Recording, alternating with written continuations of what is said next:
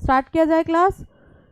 तो कल हमने पार्लियामेंट के बारे में पढ़ा था, आपको सेशंस के बारे में बता दिया था, कैसे कैसे सेशंस होते हैं, कैसे उसकी प्रोसीडिंग होती है, ये सब बता दिया था। अब इसके बाद हम क्या पढ़ने वाले हैं आज के पार्ट में, लेजिस्लेटिव जो प्रोसेस होता है इन पार्लियामेंट, उसके बारे में पढ़ने वाले हैं। यानी कि बिल से हम एक्ट कैसे बनाते हैं, हम उसके बारे में पढ़ने वाले हैं आज। ठीक है, बाकी सारा पीछे हो चुका है आपका। वैसे तो बिल से एक्ट बनाना जो भी एक काम है पार्लियामेंट का, बिल से जो एक्ट बनता है उसके बारे में बार बार बातें हो चुकी हैं, फिर भी मोटा मोटी आज हम समझेंगे। इसमें है लेजिस्लेटिव प्रोसीजर इन पार्लियामेंट। ठीक है, कि पार्लियामेंट में लेजिस्लेटिव प्रोसेस कैसे होता है, कानून कैसे बनाए जाते हैं, एक्ट कैसे बनता है। ऐसे नहीं है कि कोई भी चीज़ आई और उसको तुरंत लागू कर दिया, ठीक है ना, तो इसका भी एक प्रोसेस होता है। अभी हमने सेशंस पढ़ा ना आपको, तो उसी सेशंस के अंदर भी ये प्रोसीजर होता है, कैसे होता है। ठीक है, तो ये है हमारा लेजिस्लेटिव प्रोसेस है भाई, हम लोगों का लेजिस्लेटिव प्रोसेस। आज हम इसके बारे में बात करेंगे। ठीक है, तो इसमें क्या होगा, हम क्या बनाएंगे बच्चों, बिल से एक्ट बनाएंगे। ठीक है, क्या बनाएंगे हम, बिल से एक्ट बनाएंगे। और कैसे बनाएंगे, किस कंडीशंस में बनता है, क्या क्या सिचुएशंस होती हैं, उन सब के बारे में हम बात करेंगे। ठीक है, बट हाँ इस बात का ध्यान रखना, मैं आपसे पहले भी बोलती हूँ कि कुछ चीज़ें मैं अपनी पीपीटी में भी स्किप कर देती हूँ, और मैं आपको जो मटेरियल प्रोवाइड हो जाएगा आपको कुछ ही दिन में, वो अपडेट हो गया है। ठीक है, उसमें भी मैंने आधी चीज़ें स्किप कर दी हैं। तो हर क्लास को, ठीक है, जो मैं बोलती हूँ एक्स्ट्रा चीज़ें आपको डिफाइन भी करा देती हूँ, बता भी देती हूँ। जैसे कि नो कॉन्फिडेंस मोशन मैंने उसमें लिख दिया, बट मैंने कॉन्फिडेंस मोशन जानबूझ के छोड़ा, वो आपको अपने नोट्स में डालना है, खुद से डालना है। अगर आपको थाली भर के और दे देंगे ना परोस के, तो बेटा आप कुछ नहीं करोगे, इसलिए कुछ कुछ चीज़ें मैं स्किप कर देती हूँ कि खुद लिखो, समझा देती हूँ। तो ये प्रोसीजर है, इसमें मैंने 4 टाइप्स के जो होते हैं हमारे बिल्स जो होते हैं वो मैंने बना दिए हैं। ठीक है, 4 टाइप्स के बिल मैंने इसमें लिख दिए हैं, उसका प्रोसीजर मैंने नहीं लिखा है, वो मैं आपको समझाऊंगी, वो आपको खुद अपनी लैंग्वेज में लिखना है। ठीक है, चलो, तो ये क्या होगा, बिल इंट्रोड्यूस होता है पार्लियामेंट में, किसी भी हाउस में हो सकता है। ठीक है, लोकसभा में भी हो सकता है और राज्यसभा में भी हो सकता है। ठीक, बोथ हाउसेज में, किसी भी हाउस में हमारा क्या होगा, बिल इंट्रोड्यूस हो जाएगा। ठीक, एक्सेप्शनल मनी बिल को छोड़ के, एक्सेप्शनल मनी बिल को छोड़ के।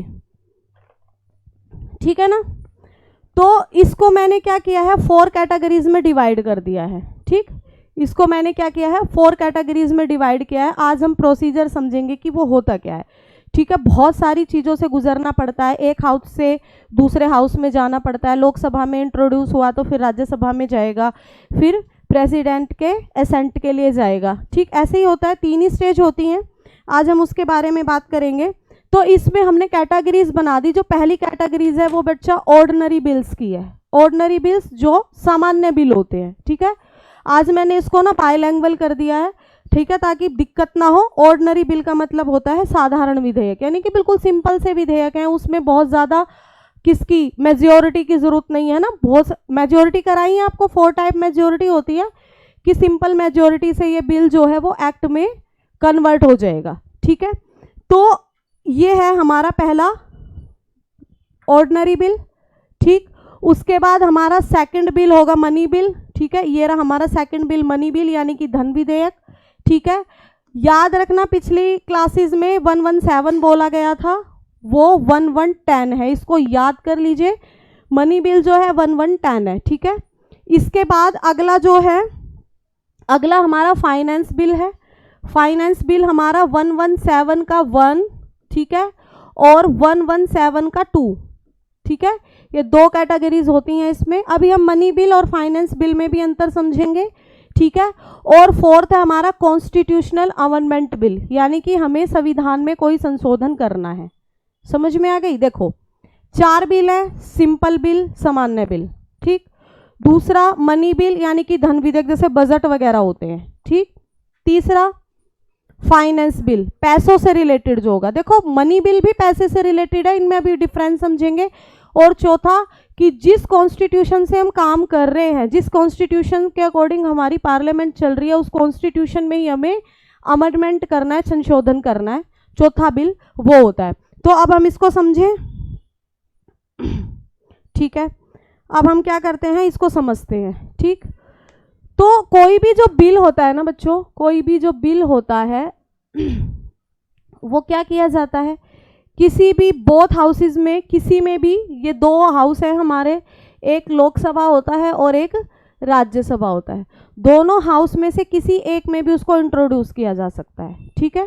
किसी एक में भी उसको इंट्रोड्यूस किया जा सकता है, बस मनी बिल को छोड़ के, ये ध्यान रखना। एक्सेप्शनल है मनी बिल, आर्टिकल 1110 एक्सेप्शनल है, ठीक है। आर्टिकल 1110 एक्सेप्शनल है, अपवाद है इसका, ठीक। ये समझ में आ गया सबको। चलो हम लोकसभा से स्टार्ट करते हैं। लोकसभा में कोई भी बिल को इंट्रोड्यूस किया गया, ठीक है, इसको इंट्रोड्यूस किया गया, कोई भी बिल लेके आया है, कौन लेके आ सकता है, कोई भी बच्चों मिनिस्टर भी इसको लेके आ सकता है, ठीक है, मिनिस्टर भी लेके आ सकता है, प्लस में क्या हो सकता है, अदर मेंबर्स भी लेके आ सकते हैं, ठीक है, अदर मेंबर, ठीक, अदर मेंबर्स भी इसको लेके आ सकते हैं। अदर मेंबर्स कौन हो गए, एमपी, समझ में आ गया। अदर मेंबर्स कौन है, ये हमारे मेंबर ऑफ पार्लियामेंट, समझ में आ गया। गवर्नमेंट बिल और प्राइवेट बिल आपको समझाया था मैंने। गवर्नमेंट बिल कौन होगा, अगर कोई मिनिस्टर उसको इंट्रोड्यूस करेगा वो गवर्नमेंट बिल हो जाता है, गवर्नमेंट एक्ट बनता है। जैसे कि बजट, मनी बिल जो है हमारा, उसको केवल और केवल मिनिस्टर ही पेश करेंगे, ठीक है।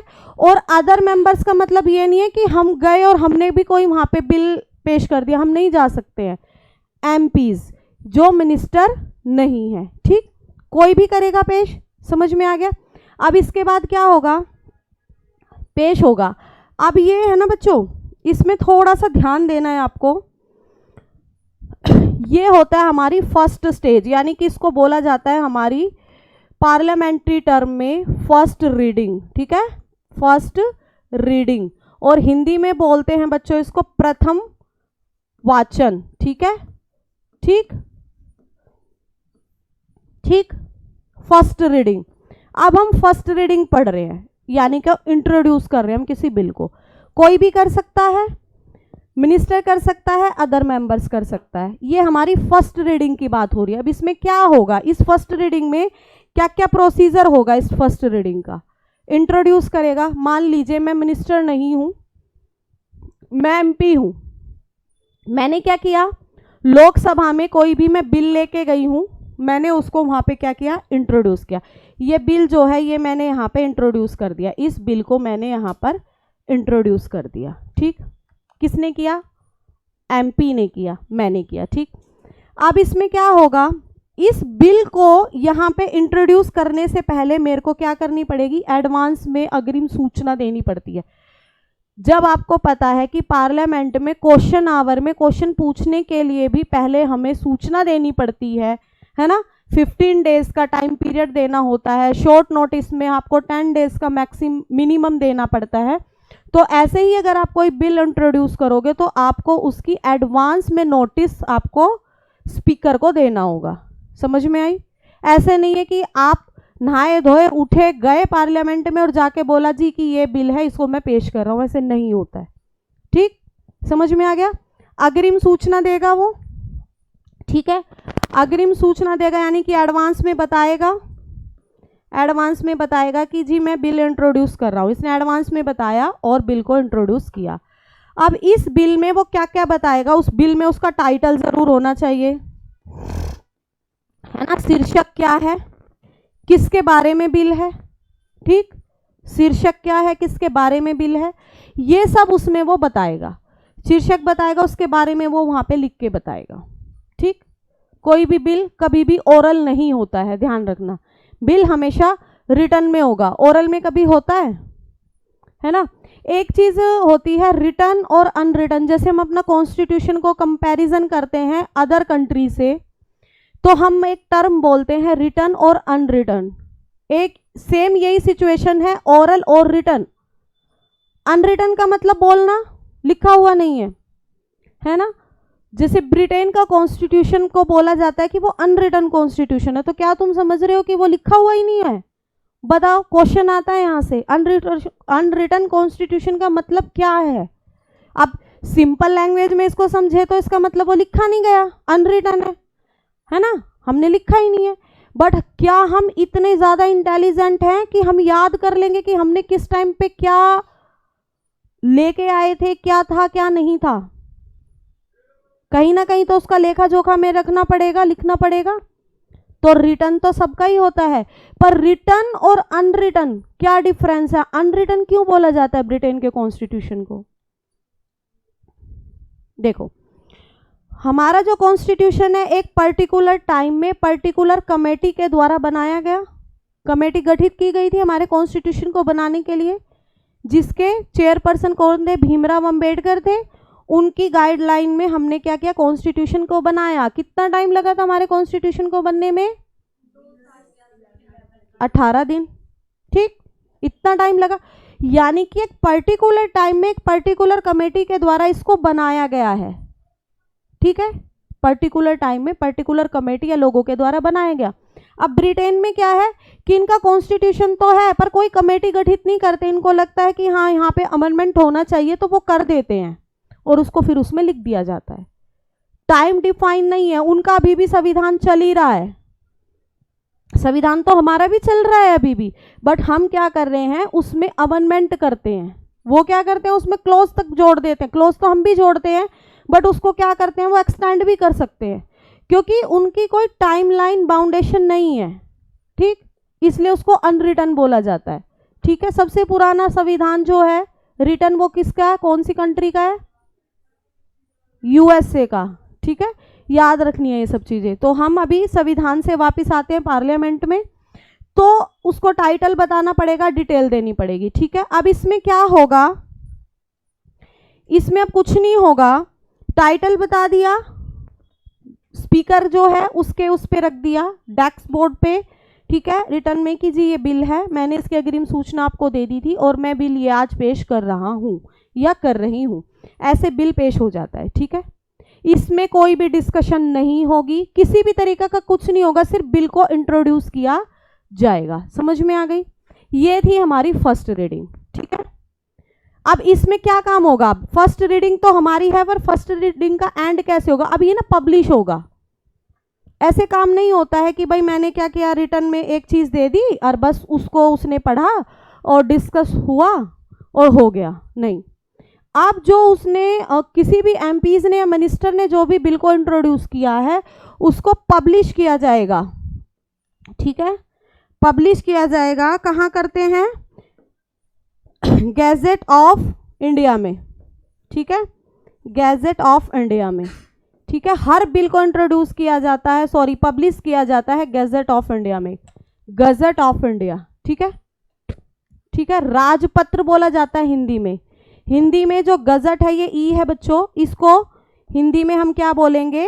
राजपत्र। राजपत्र में इसको क्या किया जाता है? पब्लिश किया जाता है, प्रकाशित किया जाता है। और यहाँ पे इस किसका? फर्स्ट रीडिंग का एंड होता है। समझ गए क्या हुआ? फर्स्ट रीडिंग में एमपीज या मिनिस्टर के द्वारा इंट्रोड्यूस किया गया विद टाइटल, अग्रिम सूचना के साथ, और फिर अग्रिम सूचना के साथ उसको क्या किया गया? स्पीकर को हैंडओवर किया गया।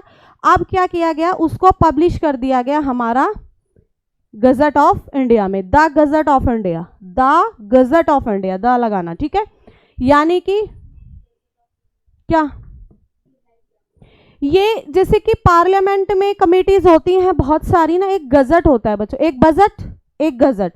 गजट का मतलब हमारे पास कोई रिकॉर्ड होना चाहिए। पब्लिश, मैंने आज बिल पेश किया तो क्या सबूत रहेगा आगे कि उस दिन हुआ था? तो वो पूरा हम कहते हैं ना कि हम ऑनलाइन आ गए, हम ऑनलाइन आ गए, बट ऑफलाइन नहीं छूटेगी, रिकॉर्ड रखना पड़ेगा। अगर मान लो तुम एक जगह बैकअप रख सकते हो, 2 जगह रख सकते हो, 3 जगह रख सकते हो, मान लो सारे ही करप्ट हो गए, फिर क्या करोगे? तो एक ऐसा गजट है, गजट बोला जाता है उसको, टर्म है ये एक। तो एक पेपर होता है राजपत्र की तरह, the gazette of India, Bharat का राजपत्र, फिर उसमें बिल, जैसे न्यूज़पेपर होता है ना उसी तरीके से होता है, फिर उसमें वो पूरा पब्लिश होता है। अब हमने पब्लिश कर दिया, ठीक, पब्लिश कर दिया। अब हम क्या करेंगे, पब्लिश हो गया। अब आ जाते हैं हम किस पे, अब हम आ गए इसकी सेकंड रीडिंग पे। ठीक है, सेकंड रीडिंग, फर्स्ट रीडिंग में समझ गए क्या हुआ। अब हम चलते हैं किसकी, सेकंड रीडिंग पे। सेकंड रीडिंग में क्या होगा, प्रकाशित हो गया था गजट में। अब गजट में प्रकाशित होने के बाद अब क्या करेंगे, यहाँ पे ना इसको फाइनल रूप दिया जाएगा। ठीक है, फाइनल रूप दिया जाएगा, इसको फाइनल किया जाएगा, फाइनल किया जाएगा डिस्कशन के लिए। ठीक, डिस्कशन के लिए इसको फाइनल किया जाएगा। अब क्या होगा, यहाँ पे ये टर्म फाइनल मैंने लिख दिया है। अब यहाँ पे क्या होगा कि जब इसकी सेकंड रीडिंग स्टार्ट होगी तो जो भी लोग वहाँ पे आए हुए हैं पार्लियामेंट में, जितने भी एमपीज बैठे हैं, सबकी टेबल पे उसकी कॉपी, किसकी कॉपी, बिल की कॉपी, जो हमारा गजट ऑफ इंडिया में छपा था। ठीक है, यानी कि इस बिल की कॉपी सबको दी जाएगी। नहीं तो सबको पता कैसे लगेगा कि क्या है ना। मैं कोई भी चीज लेके आऊंगी और आज हमारी सेकंड रीडिंग स्टार्ट हो रही है तो मैं क्या करूंगी, सबको वो कॉपी पकड़ा दूंगी कि इसको पढ़िए। ठीक है, और इस पे चर्चा कीजिए। ठीक है, विचार विमर्श नहीं मांगूंगी, डिसीजन नहीं लेना है, सिर्फ चर्चा करनी है। चर्चा करना और विचार विमर्श में क्या अंतर होता है बच्चों, डिस्कशन और डिसीजन में क्या अंतर होता है। देखो, डिस्कस का मतलब ये है कि हम टेस्ट लेंगे, हम टेस्ट लेंगे, हम टेस्ट लेंगे ना। आप बोलोगे कि हाँ जी मैम ले लेना, कोई बच्चा मंडे को बोलेगा, कोई ट्यूसडे को बोलेगा, कोई थर्सडे को बोलेगा, ये हमारी डिस्कशन है। और डिसीजन कब होगा, तब हम एक फाइनल रिजल्ट पे पहुंच जाएंगे कि नहीं, सैटरडे को टेस्ट हो गया तो वो डिसीजन हो गया। बट डिस्कशन क्या है कि मंडे को है, ट्यूसडे को है, थर्सडे को है। किसी बच्चे ने बोला मंडे को ले लीजिए, नहीं मैम किसी ने बोला ट्यूसडे को ले लीजिए, किसी ने बोला थर्सडे को ले लीजिए, ये क्या है, डिस्कशन है। तो इसमें यहाँ पे डिस्कशन होगी। ठीक है, समझ में आ गया, डिस्कशन होगी। तो यहाँ पे कॉपी दे दी सबको, कॉपी में सबने उसको रीड किया, अच्छे से पढ़ा। अब फिर सब अपने अपने ना इसमें डिस्कशन करेंगे। ठीक है, यहाँ पे क्या करेंगे, सभी डिस्कशन करेंगे, उस चीज को सोचेंगे, समझेंगे, अपने विचार रखेंगे, उस पर चर्चा करेंगे। ठीक, डिस्कशन भी हो गई। अब डिस्कशन होने के बाद यहाँ पे ये बच्चों इसकी क्या है, सेकंड रीडिंग की ये फर्स्ट स्टेज है। ठीक है, फर्स्ट स्टेज है ये सेकंड रीडिंग की फर्स्ट स्टेज। क्या हुआ, कॉपी मिल गई और उस पर डिस्कस किया। अब तुम लोगों ने डिस्कस कर लिया, तुम्हें जितना डिस्कस करना था तुमने कर लिया, तुम्हें टाइम दिया गया, तुमने कर लिया। अब इसकी जो सेकंड स्टेज आएगी, सेकंड रीडिंग की जो सेकंड स्टेज आएगी वो क्या होगी, वो क्या होगी, अब कमेटी स्टेज आती है। ठीक है, कौन सी स्टेज आएगी, कमेटी स्टेज। ठीक, कमेटी स्टेज का मतलब क्या है कि यहाँ पे ना कमेटी गठित करेंगे हम। ठीक है, उस बिल से रिलेटेड। ठीक, सेलेक्ट कमेटी लिख रही हूं अभी मैं एक टर्म, सेलेक्ट कमेटी में एक टर्म लिख रही हूं। अभी हम आगे कमेटी पढ़ेंगे तो उसमें आपको अच्छे से डिफाइन करूंगी। सेलेक्ट कमेटी के अंदर ही सारे ऑलमोस्ट 99.9% जो बिल एक्ट में कन्वर्ट होते हैं सेलेक्ट कमेटी के अंदर होते हैं। सेलेक्ट कमेटी भी 6 टाइप्स की होती है। ठीक है, जिसमें फाइनेंस कमेटी सबसे ज्यादा इंपॉर्टेंट होती है, वहां से क्वेश्चंस आता है। ठीक, तो मैंने यहाँ पे सेलेक्ट कमेटी लिख दिया, यानी कि किसी भी डिपार्टमेंट का हो सेलेक्ट कमेटी मैंने लिख दिया। अब क्या किया गया, यहाँ पे कमेटी का सेटअप किया गया, कमेटी की स्टेज आई। कमेटी कोई भी सेलेक्ट कमेटी हो सकती है, बहुत सारी हैं सेलेक्ट कमेटी, 6 टाइप्स की होती हैं बच्चों। ठीक है, तो मैंने यहाँ पे टर्म यूज किया सेलेक्ट कमेटी, क्योंकि अभी मैं कोई पर्टिकुलर मैटर लेके नहीं चल रही हूँ कि मैं फाइनेंस का मैटर लेके चल रही हूँ, है ना, या मैं किसी एजुकेशन से रिलेटेड मैटर में लेके चल रही हूँ, है ना। वो हमने कोई पर्टिकुलर लिया नहीं है, इंडिविजुअल लिया नहीं है, इसलिए मैंने सेलेक्ट कमेटी का जो टर्म है वो यूज कर लिया। सेलेक्ट कमेटी हो गई भाई। अब यहाँ पे क्या करेंगे, ये इसके ना जो भी हमने कॉपी दी थी या जो भी हमने बिल पेश किया था उसको डिवाइड कर देंगे, पार्ट्स में डिवाइड कर देंगे, इसको पार्ट्स में कन्वर्ट कर देंगे, पार्ट्स कर देंगे इनके। ठीक है, पार्ट्स कर देंगे। पार्ट्स करने का मतलब क्या है कि इसको छोटे छोटे टुकड़ों में बांट देंगे और फिर उसके ऊपर वो क्या करेंगे, काम करेंगे। ठीक,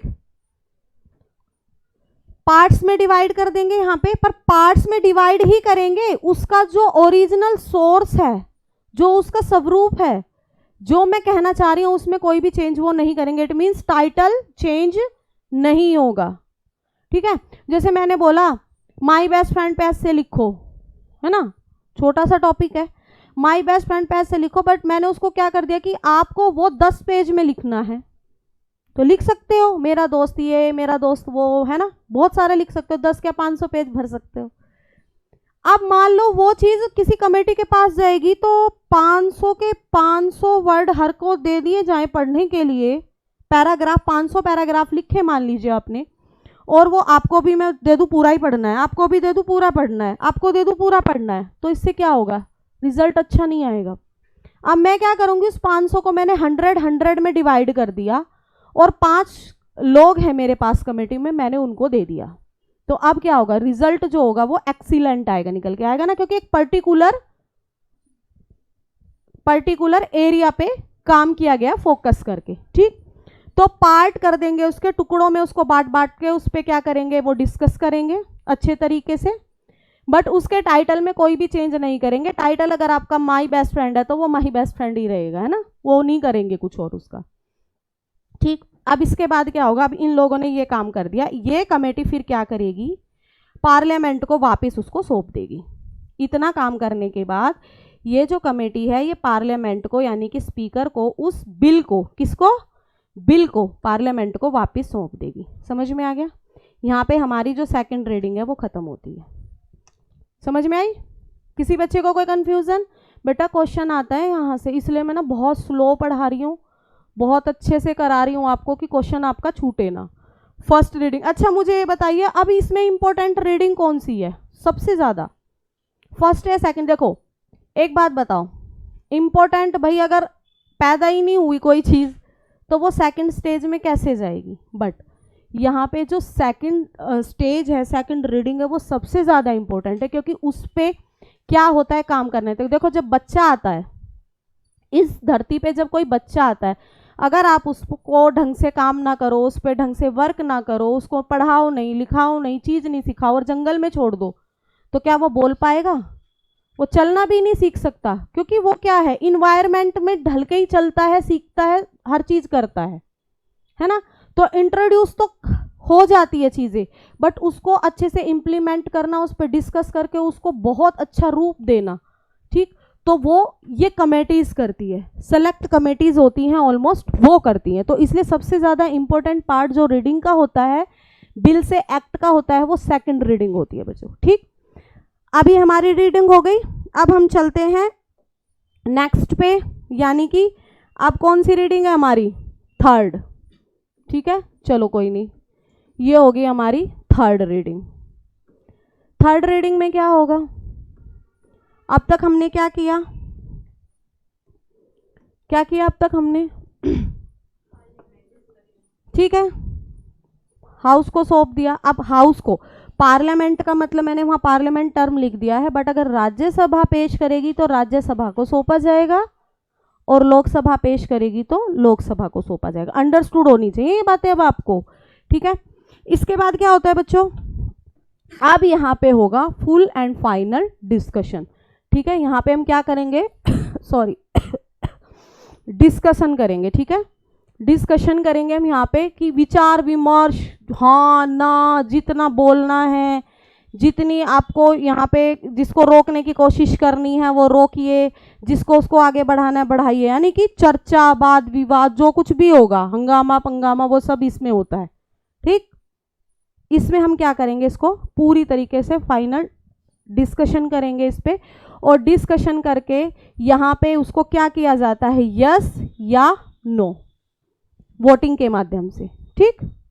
या तो उस बिल को हम यस करेंगे, यानी कि यहाँ पे वोटिंग होगी, अब डिस्कस हो गया, सेलेक्ट कमेटी ने दे दिया आपको पार्लियामेंट, फिर आपके पास वो कॉपी दोबारा से आई, अब इस पे आप लोग डिस्कस कीजिए, अब यहाँ पे वोटिंग होगी, ठीक, ये होगी वोटिंग। अब इस वोटिंग में या तो कोई यस करेगा या फिर नो करेगा। अगर यस हो जाता है तो फिर क्या हो जाता है, अगर ये यस हो गया तो ये कहाँ चला जाएगा हमारा, कहाँ जाएगा बच्चों, फिर ये हमारा सेकंड हाउस में, ठीक है। सेकंड हाउस, यानी कि हम लोकसभा में चल रहे थे ना, तो अब हम कहाँ पे पहुंच जाएंगे, राज्यसभा में, सेकंड हाउस का मतलब राज्यसभा में पहुंच जाएंगे, ठीक है। अगर नो हो गया जाता है यहाँ पे तो वो वहीं पे नल एंड वॉइड हो जाएगा। समझ में आई? समझ में आई? ठीक। अब क्या हुआ, यहाँ पे आपकी थर्ड स्टेज कंप्लीट हो गई और वो सेकंड हाउस में पहुंच गया। अब जो सेम प्रोसीजर यहाँ हुआ है, first reading, second reading, third reading, वो सेम प्रोसीजर आपका उधर भी होगा, उस हाउस में भी होगा। ठीक, समझ में आ गई? उसमें भी फर्स्ट रीडिंग होगी, अब राज्यसभा में भी फर्स्ट रीडिंग, फिर सेकंड रीडिंग, फिर थर्ड रीडिंग। अब उसके बाद क्या होगा, अगर राज्यसभा से भी वो चीज़ें क्या हो जाती हैं, निपट जाती हैं, यानी कि इसने भी पास कर दिया, यस, यानी कि ऊपर की तरफ भेज दिया, यस कर दिया, पास कर दिया, इसने भी तीनों रीडिंग को फॉलो करते हुए इसने भी उसको क्या कर दिया, यस कर दिया। तो अब कहाँ जाएगा, कहाँ जाएगा? हाँ, प्रेसिडेंट के पास। ठीक है, कहाँ जाएगा? प्रेसिडेंट के साइन के लिए जाएगा। ठीक, अब ये मैं आपको पहले ही बता चुकी हूँ कि यस करेंगे, नो करेंगे, है ना, यस भी कर सकते हैं, नो भी कर सकते हैं, रिजेक्ट भी कर सकते हैं, वापस भी भेज सकते हैं। सारी चीज़ें समझा चुकी हूँ, बार बार मैं आपको नहीं बताऊंगी, पीछे की क्लास में आप जाके देख सकते हो। ठीक है, समझ में आ गया ऑर्डिनरी बिल कैसे होता है? मनी बिल भी ऐसे ही होगा, फाइनेंस बिल भी ऐसे ही होगा इंट्रोड्यूस, और कॉन्स्टिट्यूशनल अमेंडमेंट बिल भी ऐसे ही इंट्रोड्यूस होता है। ऐसे ही प्रोसीजर चलता है, बस फर्क अब कितना है, अब देखिएगा। ये आपको प्रोसीजर समझ में आ गया? First category, second category, third and fourth category, सब में यही प्रोसीजर फॉलो होगा, कोई भी स्किप नहीं होता है। ठीक है, अब इसमें क्या होगा?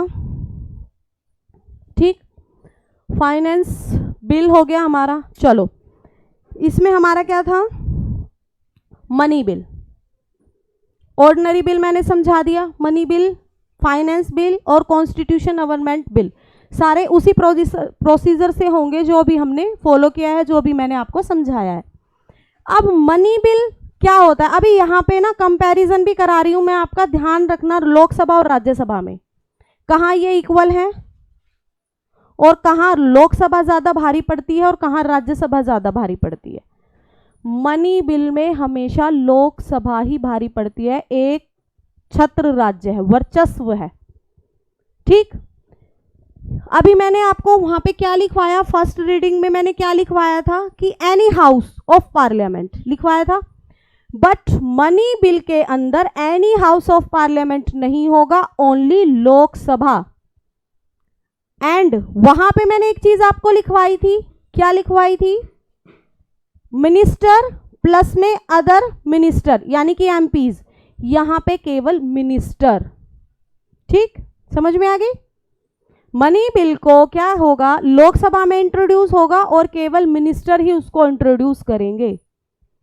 ठीक, और क्या होगा, और क्या होगा बताइए? मनी बिल में बहुत बार चर्चा हुई है ना, पीछे भी इस चीज पे डिस्कस हुआ है। मनी बिल में और क्या होता है? यहाँ पे हमने प्रेसिडेंट के असेंट के लिए पहले भेजा था, असेंट के लिए तो उसमें भी बाद में ही भी जाएगा साइन के लिए, बट परमिशन, परमिशन, परमिशन क्यों लेते हैं हम? अच्छा बताइए, कॉमन सेंस है बच्चों, ये क्वेश्चन आता भी है कि क्या जरूरत है प्रेसिडेंट की परमिशन लेने के लिए मनी बिल में या फाइनेंस बिल में? फाइनेंस बिल में भी लेते हैं, यानी कि जो मेरी सेकंड कैटेगरी है ना बच्चों और जो मेरी थर्ड कैटेगरी है, इन दोनों बिलों को इंट्रोड्यूस करने से पहले प्रेसिडेंट की परमिशन लेनी पड़ती है, फिर वही प्रोसीजर होगा। ठीक, जो अभी हमने किया है। बट मनी बिल के केस में क्या होगा, राज्यसभा नहीं होती है, केवल लोकसभा होती है। बट सेकंड स्टेज में वो राज्यसभा में जाता है, बट राज्यसभा के पास क्या पावर है? मनी बिल में राज्यसभा के पास क्या पावर है? लोकसभा के पास तो पावर ही पावर है, राज्यसभा के पास क्या पावर है? यानी कि जब इस हाउस में आ जाएगा ना, तो केवल और केवल 14 डेज के लिए उसको अपने पास रख सकती है वो, बस 14 दिन, है ना, इससे ज़्यादा उसकी इसमें कोई भी पावर नहीं है। ओनली 14 डेज के लिए कोई भी मनी बिल जो है वो राज्यसभा अपने पास रख सकती है, फिर उसको वापस लौटाना पड़ेगा लोकसभा में। वो अपनी एडवाइस दे सकती है, अरे तुम ना वो पॉइंट भूल गए बजट में ना, आप इस पॉइंट को हाईलाइट करना भूल गए। इस तरीके से वो एडवाइस दे सकता है। एडवाइस देके उसने क्या किया, लोकसभा में उसको रिटर्न कर दिया। अब लोकसभा में आया, लोकसभा में आने के बाद अब लोकसभा वालों की मर्जी, अरे हाँ ये तो सही है, सही किया कि राज्यसभा ने इसको क्या किया, हमें याद दिला दिया। होता है ना कभी कभी कोई चीज़ स्किप हो जाती हैं, चलो इसको डालो। और लोकसभा की मर्जी है, नहीं नहीं ये ज़्यादा इंपॉर्टेंट नहीं, यानी कि उसकी एडवाइस को माने या ना माने पूरी तरीके से लोकसभा पे निर्भर होता है। ठीक, अब वहां पे पास हो गया था लोकसभा में, राज्यसभा में गया ना, तो इसके पास पावर है, उसको देना ही देना होगा रिटर्न में। ठीक है, पर वो रिजेक्ट नहीं कर सकता। ठीक, वापस दे देगा। उसके बाद वो फिर से साइन के लिए प्रेसिडेंट के पास चला जाएगा, फिर हमारा वो बजट बन जाएगा या फिर एक्ट बन जाएगा। समझ में आई? मनी बिल समझ गए? समझ गए? अब आ जाओ फाइनेंस बिल पे, हमारी थर्ड कैटेगरी। सेकंड कैटेगरी समझ गए, थर्ड कैटेगरी। अब बताओ बच्चों, मनी बिल और फाइनेंस बिल में क्या मतलब है? मनी का भी मतलब पैसा और फाइनेंस का भी मतलब पैसा। जिस बच्चे ने अकाउंट पढ़ी होगी पता हो ना, मनी भी पैसा और फाइनेंस भी पैसा। फाइनेंशियल स्टेटमेंट, पैसे का ही तो लेखा जोखा रखते हो, कितना गया कितना आया, किस में कितने फंड में कितना डाला। ठीक, तो ये सब चीजें हैं कि दोनों ही जब पैसे से रिलेटेड है तो दोनों को अलग अलग करने की जरूरत क्यों पड़ी। अब इसमें पहले सिमिलरिटी समझेंगे और फिर जहां पे ये अलग होते हैं वो चीज समझेंगे। मनी बिल है या नहीं, कोई भी फाइनेंस बिल मनी बिल है या नहीं। देखो, जो मनी बिल है हमारा, मनी बिल जो है वो 1110 में है। ठीक है, फाइनेंस बिल जो है हमारा बच्चों वो किस में है, 117 में है। अब 117 के क्लोज 1 में और क्लोज 2 में है। ठीक है, ये अलग लिखना है आपको, मैं ऐसे लिख रही हूँ 117 का 1 और 117 का 2, ऐसे नहीं लिखना, कट हो जाता है, वहीं पे गलत हो जाता है। लिखने का एक तरीका होता है। ठीक, समझ आ रहा है ना सबको? घुच-पुच तो नहीं हो रहा ना? चलो, तो मनी बिल कोई भी, देखो ये भी पैसे से रिलेटेड है, इसमें भी पैसा ही पैसा है, रुपया ही रुपया है, और इसमें भी, तो ये दोनों डिफरेंट क्यों हैं? अब पहले सिमिलरिटी समझ लो। इसमें भी पहले प्रेसिडेंट की परमिशन लेनी पड़ेगी, इसमें भी पहले प्रेसिडेंट की परमिशन लेनी पड़ेगी। ठीक, उसके बाद ही आएगा। समझ में आई?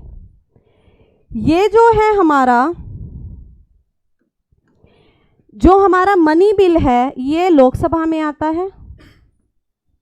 ठीक, फाइनेंस बिल 117 का फर्स्ट पार्ट, ये भी हमारा लोकसभा में आएगा। ये याद रखना है, लिख लो, रट्टा मारो, कुछ भी करो, मुझे नहीं पता, by hook by crook. Alternate exam में जैसे एक साल नहीं आया ना, तो उससे अगले साल जरूर आएगा। Money bill, finance bill, bill bill bill, याद रख लेना ये चीजें। ठीक, अब इसका जो फाइनेंस बिल का जो सेकंड क्लोज है वो क्या होगा, लोकसभा और राज्यसभा दोनों में किसी भी सदन में पेश हो सकता है। ठीक, ये डिफरेंस है। समझ में आई बात? ठीक, समझ में आ रही है, नहीं आ रही? ठीक है, किसी भी सदन में हो गया, मनी बिल के बारे में जान गए। अब सारे फाइनेंस बिल मनी बिल हैं, all finance bill is money bill, पर सारे मनी बिल फाइनेंस बिल नहीं है। यानी कि अगर मैं ये घेरा बना दूं 2, तो ये हो गया मेरा मनी बिल और ये है मेरा फाइनेंस बिल। तो सारे फाइनेंस बिल के अंदर तो ये मनी बिल ऑटोमेटिकली शामिल है ना, बट फाइनेंस बिल जरूरी नहीं है कि वो मनी बिल भी हो। अब कौन सा मनी बिल है या नहीं है उसको कौन बताएगा? स्पीकर। ठीक है, लोकसभा का स्पीकर। अब आप समझ गए, राज्यसभा से ऊपर स्थिति है यहाँ पे लोकसभा की। मनी बिल को इंट्रोड्यूस करना, मनी बिल को बताना कि वो मनी बिल है या नहीं है, वो केवल और केवल लोकसभा ही करेगी। लोकसभा का प्रेजाइडिंग ऑफिसर करेगा, यानी कि लोकसभा का स्पीकर करेगा। समझ में आई? अब चलो ये चीज मनी बिल समझ चुके हो, फाइनेंस बिल पे आते हैं। जो हमारा 117 का क्लॉज 1 है वो लोकसभा में ही पेश होगा। 117 का जो क्लॉज 2 है वो हमारा किसी भी सदन में होगा, दोनों इसमें भी राष्ट्रपति की पूर्व मंजूरी लेनी होगी, परमिशन से पहले परमिशन लेनी होगी किसी भी हाउस में उसको इंट्रोड्यूस करने के लिए, ठीक है। ये लोकसभा में पेश होगा आपका, ये लोकसभा और राज्यसभा में पेश होगा, ठीक है। यहाँ से क्वेश्चन बहुत ज़्यादा आते हैं बच्चों, ठीक होगा। और क्या डिफरेंस है? अब यहाँ पे मनी बिल में राज्य सरकार के पास, राज्य सभा के पास क्या पावर थी? केवल 14 डेज के लिए रखेंगे, उसको नो नहीं कर सकते हैं, सिर्फ रख सकते हैं, इससे ज़्यादा पावर नहीं है। यहाँ पे क्या है, इन दोनों सिचुएशन में राज्यसभा के पास पावर आ जाती है। अगर कोई भी फाइनेंस बिल मनी बिल नहीं है, ठीक, वो फाइनेंस बिल है, वो मनी बिल नहीं है, यानी कि लोकसभा के स्पीकर ने कहा है कि ये मनी बिल नहीं है, तो क्या होगा, राज्यसभा क्या कर सकते हैं यहाँ पे, राज्यसभा इसको यस भी बोल सकती है और नो भी बोल सकती है यहाँ पे, ठीक है। वहाँ नो नहीं बोल सकती, और यहाँ पे भी राज्यसभा जो है बच्चों उसको यस भी कर सकती है और नो भी, यानी कि उसको अस्वीकार भी कर सकती है, ठीक, हाँ, ठीक है। मनी बिल को नहीं कर सकती, ठीक, आर्टिकल 1110 को नहीं कर सकती है, 117 के क्लॉज 1, 117 के क्लॉज 2 को वो क्या कर सकती है, यस भी और नो भी, उसके पास पूरी पावर है, यानी कि एज ए ऑर्डिनरी बिल की तरह। ऑर्डिनरी बिल में भी तो यही होता है ना, स्वीकार करे या ना करे, समझ में आ गई? आप समझ गए कि ये जो फाइनेंस बिल होता है ये ऑर्डिनरी बिल की तरह ही काम करता है, बट इसका क्लॉज फर्स्ट जो है वो लोकसभा में पेश होगा, राज्यसभा में नहीं होगा। चलो आगे। अब मान लीजिए यहाँ पे तो कोई कॉन्फ्लिक्ट वाली बात ही नहीं है कि राज्यसभा का रोल ही खत्म है, तो कॉन्फ्लिक्ट होगा ही नहीं, इसका मतलब पास होना ही होना है। यहाँ पे तो राज्यसभा को पूरी पावर मिली हुई है यस या नो करने की, तो यहाँ पे क्या हो सकता है, कॉन्फ्लिक्ट हो सकता है। अब कॉन्फ्लिक्ट हो गया, उधर भी रुक्का माच रहा है, इधर भी रुक्का माच रहा है ना। मेरी इस लैंग्वेज से तुम परेशान तो नहीं होते, ठीक है। उधर भी शोर मच रहा है और इधर भी शोर मच रहा है, तो अब क्या हो गया, डिसीजन पे ही नहीं पहुंच पा रहे। तो यहाँ पे इन दोनों प्रोविजंस में हम जॉइंट सीटिंग बुला सकते हैं, ठीक है। जॉइंट सीटिंग का प्रावधान है यहाँ पे, जॉइंट सीटिंग हो सकती है आपके फाइनेंस बिल में, मनी बिल में कभी भी जॉइंट सीटिंग नहीं होगी, ठीक। अब जॉइंट सीटिंग कौन बुलाएगा, जब परेशान हो गए, बिल्कुल ही हद कर दी भाई तुम लोगों ने, तो है ना, बिल्कुल ही हद कर दी, बनने ही नहीं दे रहे हो कुछ भी, दिमाग घूम गया, तो प्रेसिडेंट क्या करेंगे, वो कहेंगे कि चलो मैं आपको सम्मन कर रहा हूं कि जॉइंट सीटिंग के लिए आ जाइए, दोनों साथ में बैठिए और फिर कोई डिस्कशन निकालिए, डिस्कशन करिए और डिसीजन निकालिए। समझ में आ गया? मनी बिल के केस में क्यों नहीं है, क्योंकि मनी बिल के केस में राज्यसभा को पावर ही नहीं है, यहाँ पे राज्यसभा को इक्वल पावर है, इसलिए यहाँ पे जॉइंट सीटिंग हो सकती है। जॉइंट सीटिंग पहले भी करा चुकी हूँ, जॉइंट सीटिंग होगी केवल और केवल राष्ट्रपति बुलाएंगे, पर प्रेजाइडिंग नहीं करेंगे, अध्यक्षता नहीं करेंगे, लीड नहीं करेंगे, हेड नहीं होंगे। कौन होगा? यहाँ पे भी लोकसभा को अपर रखा गया है। आप समझिए कहाँ पे सिमिलर है और कहाँ पे जूनियर है, कहाँ पे सीनियर है। जॉइंट सीटिंग में लोकसभा सीनियर हुई या नहीं हुई, क्योंकि प्रेजाइडिंग ऑफिसर कौन होगा, स्पीकर, उनकी गैरहाजिरी में डिप्टी स्पीकर वहीं से, और दोनों नहीं है तब आओगे डिप्टी चेयरमैन ऑफ राज्यसभा, यानी कि 3rd नंबर पे। तो सुपीरियर कौन, समझ में आ गया? जॉइंट सीटिंग समझ में आ गई, फाइनेंस बिल मनी बिल में अंतर समझ में आ गया, लोकसभा कहाँ सुपीरियर है समझ में आ गया, इक्वल कहाँ है लोकसभा राज्यसभा, सुपीरियर लोकसभा समझ गए कहाँ है। अब मुझे बताइए इक्वल कहाँ है, ये दोनों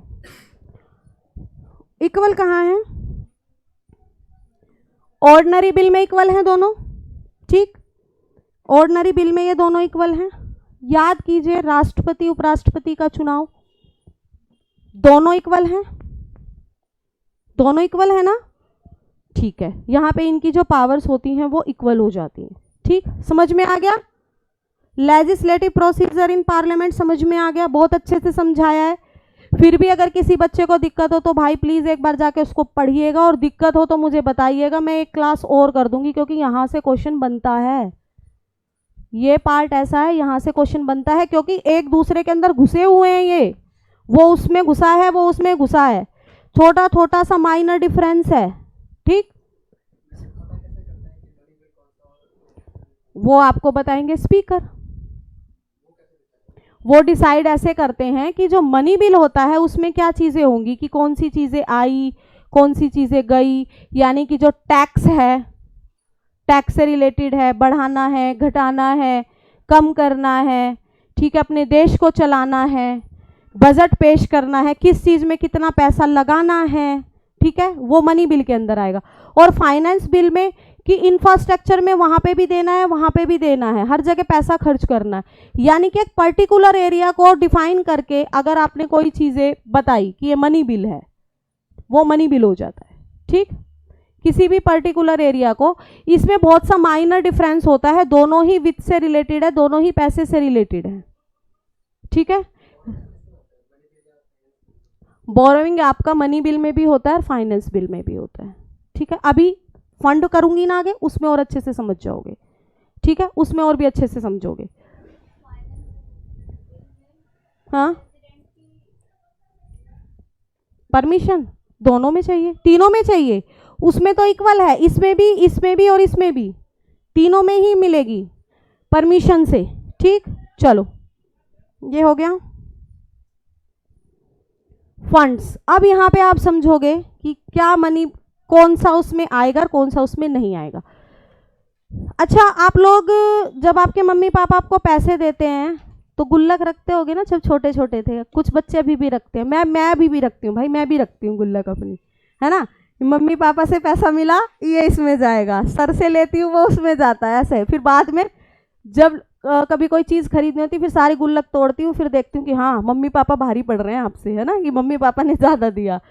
तो वो एक गुल्लक यानी कि अपनी जमा राशि कहीं ना कहीं आप रखते हो, गया तो बैंक में डालोगे या घर में गुल्लक बनाओगे इस तरीके से। तो ऐसे ना हमारे इंडिया के पास अपनी 3 गुल्लक है। ठीक, 3 गुल्लक है हमारे इंडिया के पास अपनी, यानी कि 3 फंड्स हैं, कोष हैं, हिंदी में बोला जाता है कोष या निधियां।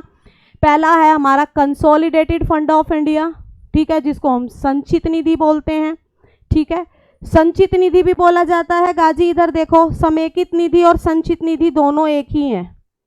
ठीक, समेकित निधि और संचित निधि दोनों एक ही हैं। संचित निधि वर्ड आ जाए या समेकित निधि वर्ड आ जाए, एक ही है।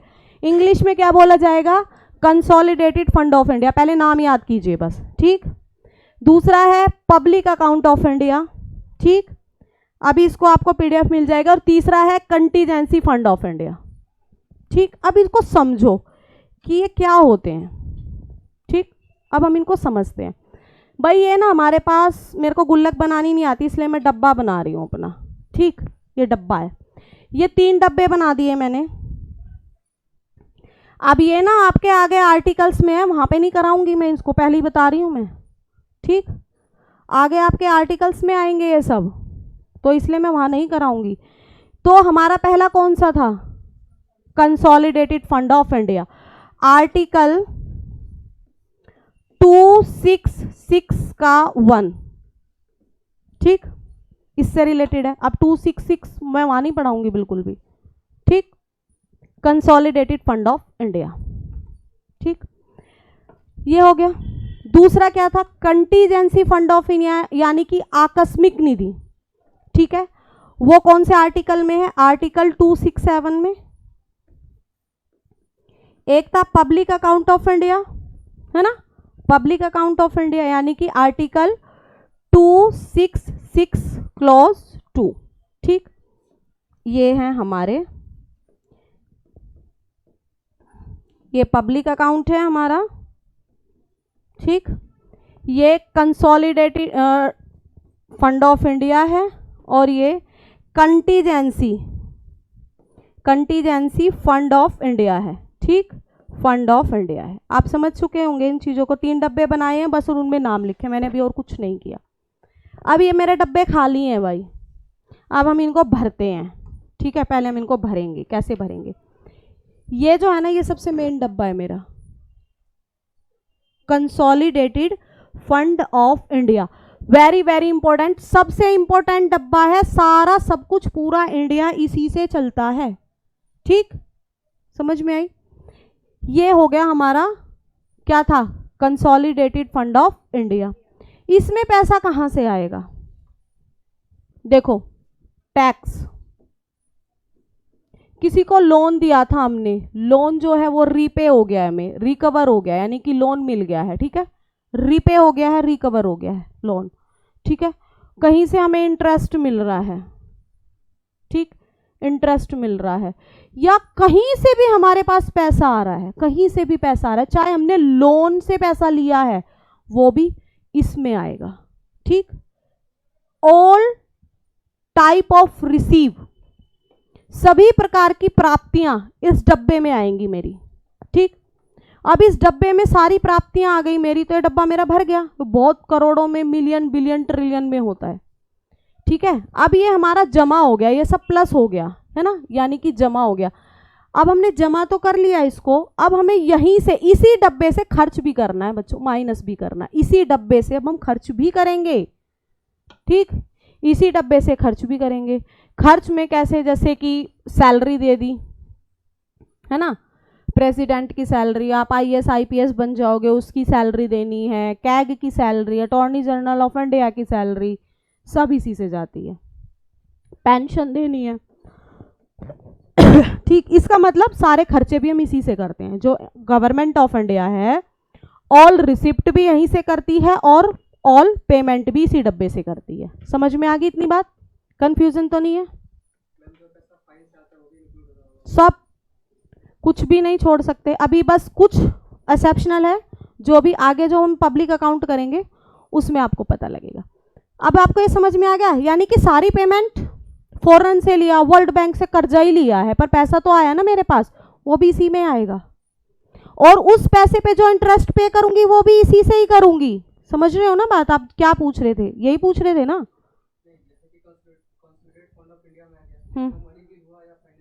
अभी रुक जा, money bill finance bill pay तेरी वो सुई अटकी हुई है, पहले एक बार फंड समझ ले, फिर अच्छे से मैं और समझा दूंगी, ठीक।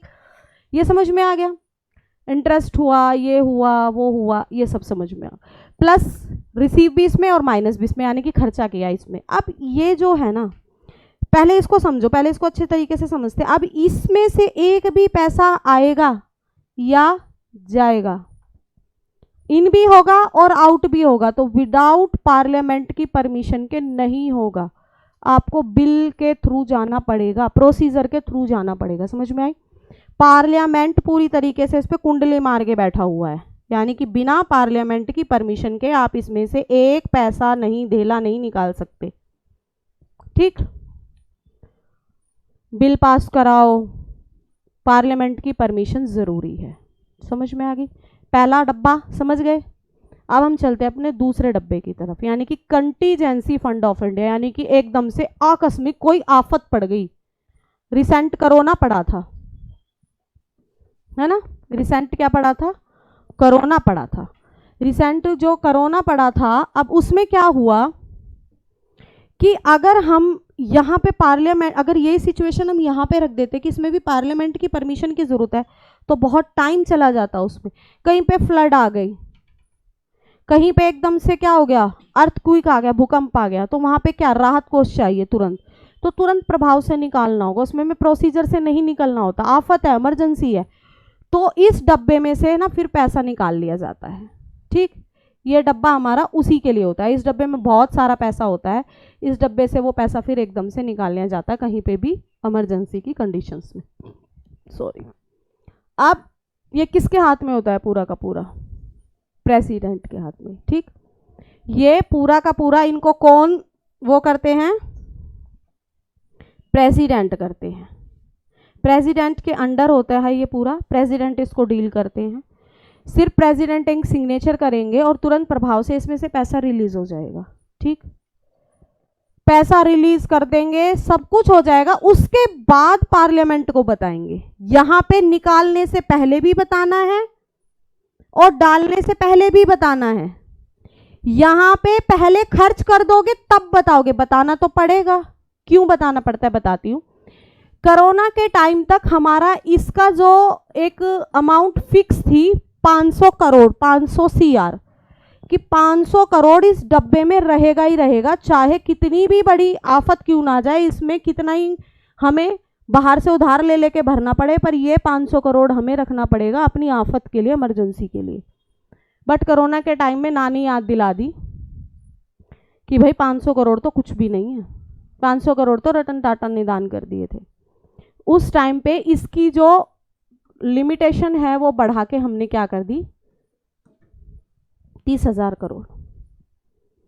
एट प्रेजेंट हमारे कंसोलिडेटेड फंड ऑफ इंडिया की लिमिट 30,000 करोड़ है। देखो मान लीजिए क्या हुआ, बिहार में बेचारा हमेशा फ्लड आती रहती है ना, तो मान लो बिहार में फ्लड आ गई, तो एकदम से क्या किया प्रेसिडेंट ने, यहां से क्या किया बच्चों, 500 करोड़ रुपया ना रिलीज कर दिया, 500 करोड़ रुपया रिलीज कर दिया, बिहार गवर्नमेंट को दे दिया। तो यहां पे फिर कितना बचा, 29,500 रुपये, 500 करोड़ बचे, है ना। बट इसको तो हमें 30,000 करोड़ तो रखना ही रखना है।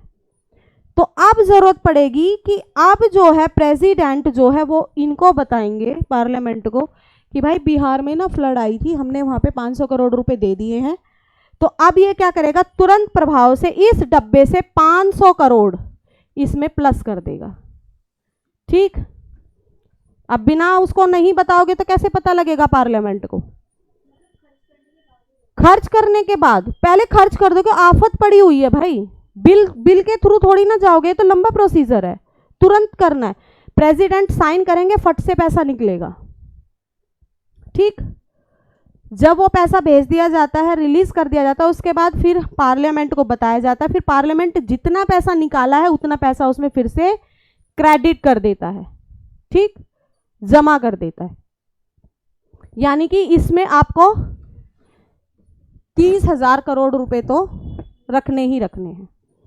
ठीक है, अगर मान लो प्रेसिडेंट नहीं है, बाहर गए हुए हैं, तब क्या होगा, नहीं नहीं, फाइनेंस सेक्रेटरी, ठीक है, फाइनेंस सेक्रेटरी डील करेंगे। ठीक है, फाइनेंस सेक्रेटरी डील करेंगे इसको।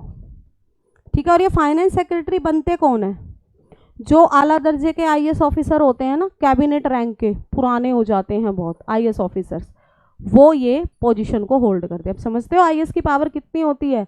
आईएएस जितना पुराना हो जाता है मंत्री की तरह काम करता है, वो कैबिनेट रैंक के मंत्री की तरह। समझ में आई।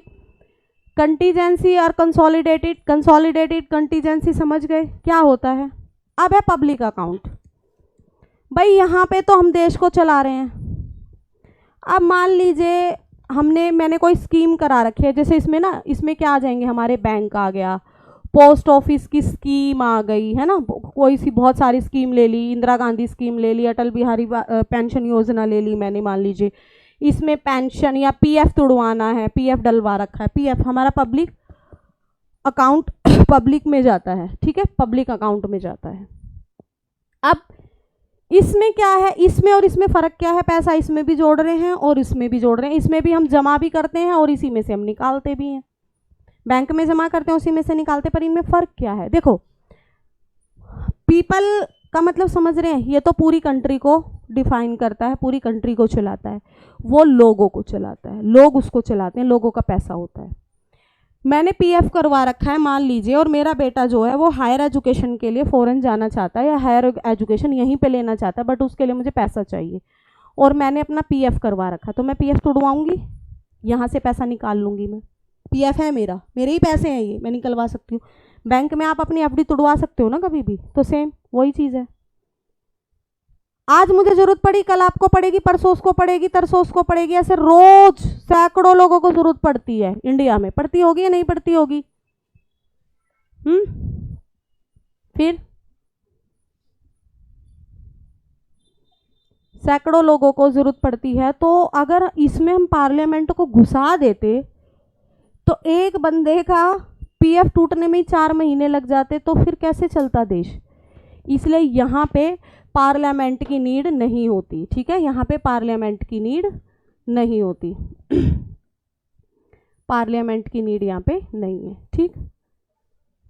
इसको पार्लियामेंट के डिस्टर्बेंस से फ्री रखा गया है, ठीक। तो आपको फंड समझ में आए? स्लाइड पे चलूं? स्लाइड पे चलूं?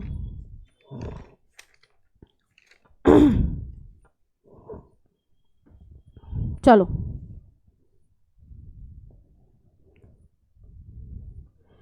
कंसोलिडेटेड फंड ऑफ इंडिया, ठीक है। इसमें सारी रिसिप्ट्स जो होंगी वो क्रेडिट्स होंगी और ऑल पेमेंट्स आर डेबिट होंगी, वही चीज़ है।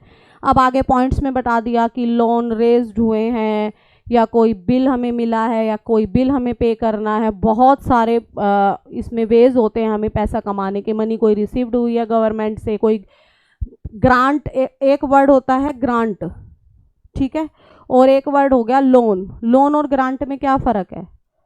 देखो, मान लीजिए बिहार में भी फ्लड आया था और हमने अपने कंटीजेंसी फंड से 500 करोड़ रुपए दिए थे, तो वो थी ग्रांट। अगर मैं उसको लोन देती तो बिहार सरकार को वो मुझे वापस करना पड़ता, पर ग्रांट कभी भी वापस नहीं की जाती, ठीक है। ये समझ गए, है ना? अभी मैं समझा के आ रही हूँ, ये सारा आपकी वही चीज़ लिखी हुई है, ठीक। आपका पब्लिक अकाउंट हो गया, इसमें देखो प्रोविडेंट फंड के डिपॉजिट्स होते हैं, जुडिकल डिपॉजिट्स होते हैं, सेविंग्स होती हैं, ठीक है ना। सारी सेविंग्स यानी कि पब्लिक डीलिंग का होता है, बैंकिंग सेक्टर से रिलेटेड होता है, ठीक है। ये हो गया। थर्ड हमारा कंटीजेंसी हो गया, इमरजेंसी फंड होता है ये, ठीक है। इसमें क्या होगा? अच्छा, ये जो फंड है ना हमारा बच्चों, contingency fund of India act in 1950, ठीक है, 1950 एक्ट से ये चलता आ रहा है, तभी से हमने इसको डाल दिया था, ठीक। भाई आफत तो होती है ना, समझ में आ गया? ये लिखा हुआ है देखो, फाइनेंस सेक्रेटरी, अगर प्रेसिडेंट नहीं है तो उसके बिहाफ पे करेंगे, ठीक। चलो, ये सब समझ में आ गया। चलो भैया, स्पेशल पावर, अभी हमने इक्वल पावर कर ली और लोकसभा को सुपीरियर बता दिया। अब मुझे बताओ,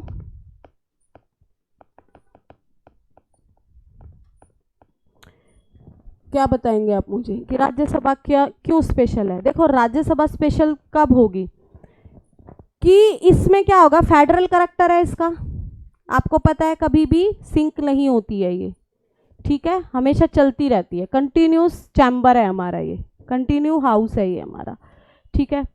इसको क्या होती है, इसमें दो पावर ऐसी हैं जो लोकसभा एंजॉय नहीं करती है, ठीक है। ये क्या करती है?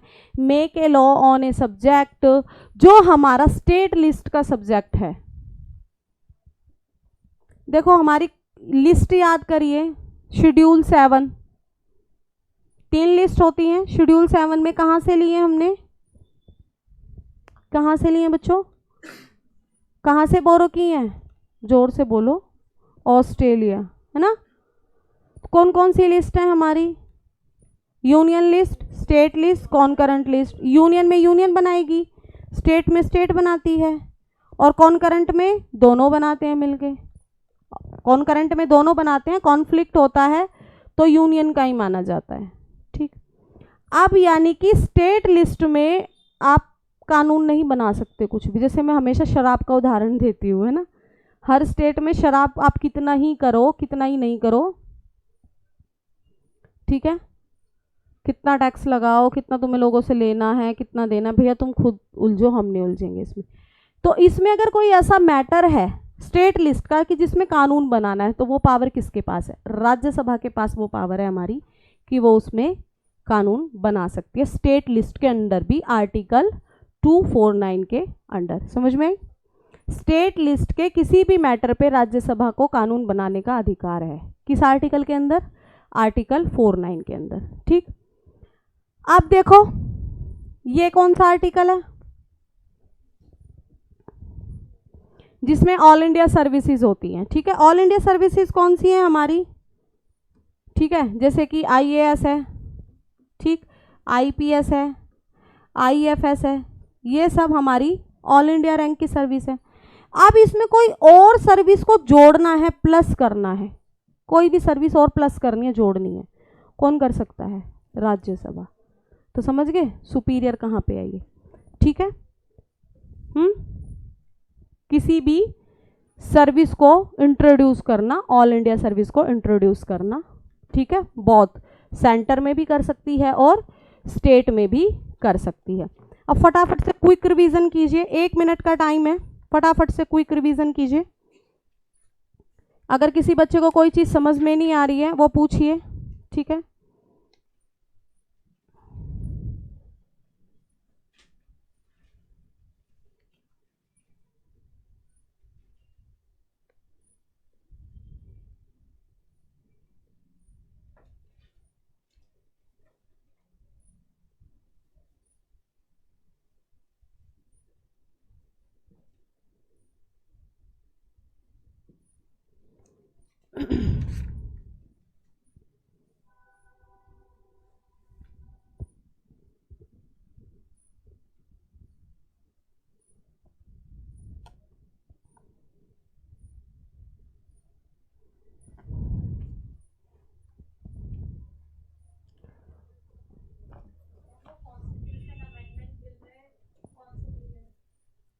दोनों बराबर होते हैं, इसमें तो कोई सुपीरियर नहीं होता, सिर्फ मनी बिल। हाँ, मनी बिल से याद आया, अब पूछो आप क्या पूछ रहे थे क्वेश्चंस, कि कौन सा मनी बिल होगा। वो स्पीकर को कैसे पता लगेगा बेटा, स्पीकर ऐसे ही नहीं बनाए जाते हैं। चलो मैं बताती हूँ, जिसमें ये पर्टिकुलर चीज़ें होंगी वो हमारा मनी बिल होगा। कौन कौन सी होंगी, जैसे कि हमने किसी टैक्स को बढ़ाना है, घटाना है या ख़त्म करना है, वो चीज़ें अगर उसमें आ गई, ठीक है। बिल क्या होता है कि भी किसी भी चीज़ को घटाएंगे, बढ़ाएंगे, ख़त्म करेंगे, यही होता है ना बिल। जैसे बजट में, सॉरी, और जो बजट होता है हमारा, बजट देखो, बजट है तो पार्लियामेंट का पार्ट, बट मैंने आपको इसमें नहीं कराया, वो मैं इकोनॉमिक्स वाले पार्ट में कवर करूँगी, ठीक। तो इसमें क्या होगा, हमें बजट में भी हम यही बताते हैं। बजट में तो हम ये बता रहे हैं कि हम यहाँ पे इतना इंफ्रास्ट्रक्चर में खर्चा करेंगे, खर्चे की बात है बजट में, रिसिप्ट की बात कहीं नहीं है, ठीक है। बट मनी बिल को कैसे डिफाइन किया जाएगा, मनी बिल में बहुत सारी चीज़ है, पैसा, ठीक।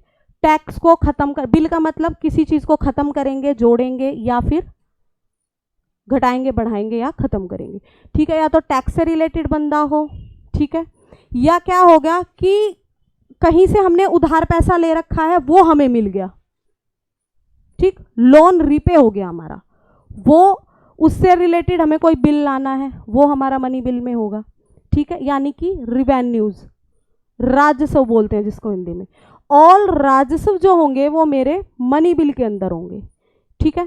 उसके बाद क्या होगा, आपका कंसोलिडेटेड फंड ऑफ इंडिया में जितने भी रिवेन्यूज होंगे हमारे, वो अगर इसके अंदर हैं तो वो मनी बिल में है, वो भी मनी बिल होगा, ठीक। उसके बाद क्या होगा, ठीक, यानी कि कंसोलिडेटेड फंड ऑफ इंडिया से रिलेटेड कोई भी मैटर होगा वो मनी बिल होगा मेरा, ठीक। अब फाइनेंस बिल में क्या क्या चीज़ें एक्स्ट्रा हो जाती हैं कि जैसे हमें लोन क्या करना है, चुकाना है, ठीक, चुकाना है हमें लोन, वो मनी बिल के अंदर नहीं आएगा, ठीक। यानी कि कंसोलिडेटेड फंड ऑफ इंडिया में जितनी भी रिसिप्ट है, रिवेन्यू है, वो हमारे मनी बिल के अंदर इंक्लूड होंगे। जैसे कि टैक्स बताया था मैंने सबसे पहला, आपको पता है हमारे इंडिया में सबसे ज़्यादा सरकार जो पैसा कमाती है वो टैक्स से ही कमाती है, तो टैक्स को सबसे पहले इसलिए रखा जाता है।